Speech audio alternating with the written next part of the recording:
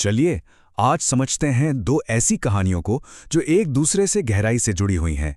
एक तरफ दुनिया के एक बहुत बड़े धर्म का उदय और दूसरी तरफ भारत में उसका पहला बड़ा सैन्य अभियान। तो आज का हमारा सफ़र कैसा रहेगा? हम शुरू करेंगे 6ठी सदी के अरब से, फिर पैगंबर और उनके संदेश को समझेंगे और आखिर में 712 ईस्वी में सिंध पर हुए उस निर्णायक हमले तक पहुंचेंगे।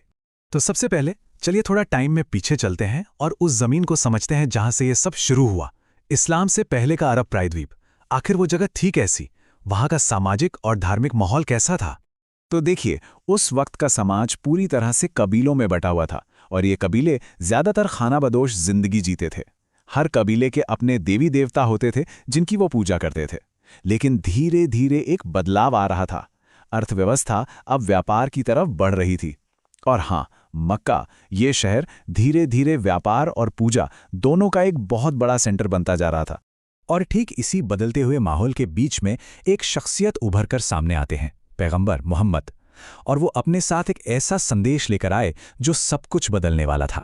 अब देखिए, उनके जीवन के जो खास पड़ाव थे वो कैसे सामने आते हैं। बात है करीब 612 ईस्वी की, जब उन्होंने ऐलान किया कि वो अल्लाह के दूत हैं। फिर 622 में जब विरोध बहुत बढ़ गया तो उन्होंने मक्का से मदीना की एक बहुत अहम यात्रा की और आखिर में 632 में उनकी मृत्यु हुई। लेकिन तब तक वो अरब के बहुत से कबीलों को एक झंडे के नीचे ला चुके थे। उनका जो मूल संदेश था वो उस समय के हिसाब से सोचिए कितना बड़ा, कितना क्रांतिकारी विचार था। जहां 300 से ज्यादा देवी देवताओं की मूर्तियों की पूजा होती थी, वहां उन्होंने कहा कि ईश्वर सिर्फ एक है, अल्लाह। ये तो सीधे सीधे मक्का की सदियों पुरानी परंपराओं और सत्ता को एक जबरदस्त चुनौती थी। अब जाहिर है मक्का में विरोध बहुत हुआ, इतना कि उन्हें मक्का छोड़कर मदीना जाना पड़ा। और ये जो सफ़र था ना, जिसे हिजरत कहते हैं, ये सिर्फ एक जगह से दूसरी जगह जाना नहीं था। असल में ये पहले इस्लामी राज्य की बुनियाद थी। इतना बड़ा इवेंट था ये कि यहीं से इस्लामी कैलेंडर यानी हिजरी कैलेंडर शुरू होता है। तो अब सवाल उठता है कि इस नए धर्म का ढांचा क्या था?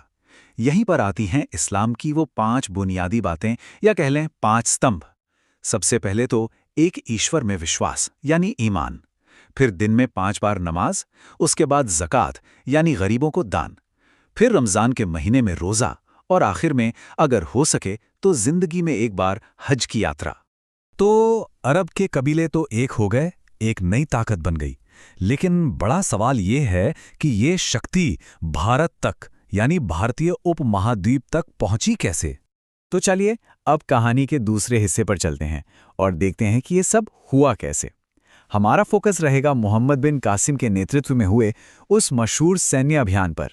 तो इस पूरे हमले की कमान किसके हाथ में थी? एक 17 साल का नौजवान मोहम्मद बिन कासिम। और वो कोई आम सिपाही नहीं था, बल्कि इराक के बहुत ताकतवर गवर्नर अल हज्जाज का भतीजा और दामाद भी था। अब देखिए, किसी भी हमले के पीछे कोई ना कोई वजह तो होती है। सोर्स हमें यहाँ 2 बड़ी वजहें बताता है। पहला और शायद सबसे बड़ा कारण था लालच। अल हज्जाज ने भारत के राजाओं के बेहिसाब खजानों के बारे में सुन रखा था, लेकिन हमला करने के लिए एक बहाना भी चाहिए था।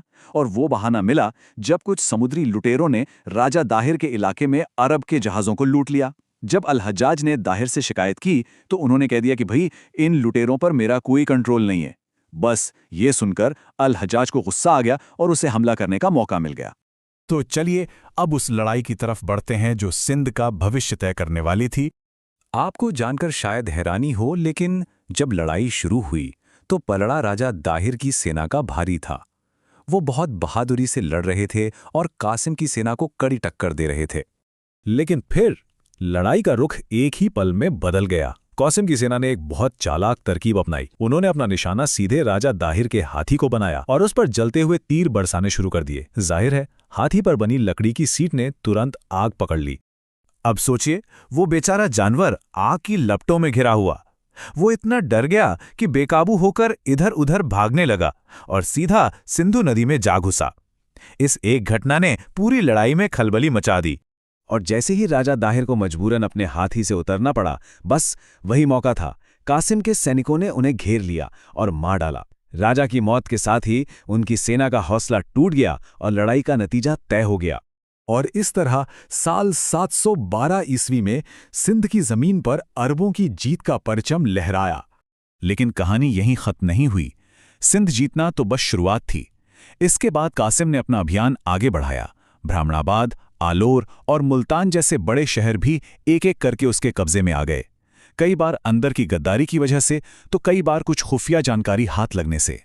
और इस बात से अंदाजा लगाइए कि दौलत की चाह कितनी बड़ी वजह थी।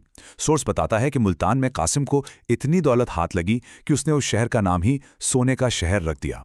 और आखिर में हम इस सवाल के साथ अपनी बात खत्म करते हैं। सोचिए जरा, साल 712 में हुई सिर्फ एक लड़ाई, एक आक्रमण, उसने आने वाली सदियों के लिए पूरे भारतीय उपमहाद्वीप के इतिहास, संस्कृति और राजनीति को बदलने की नींव कैसे रखती होगी।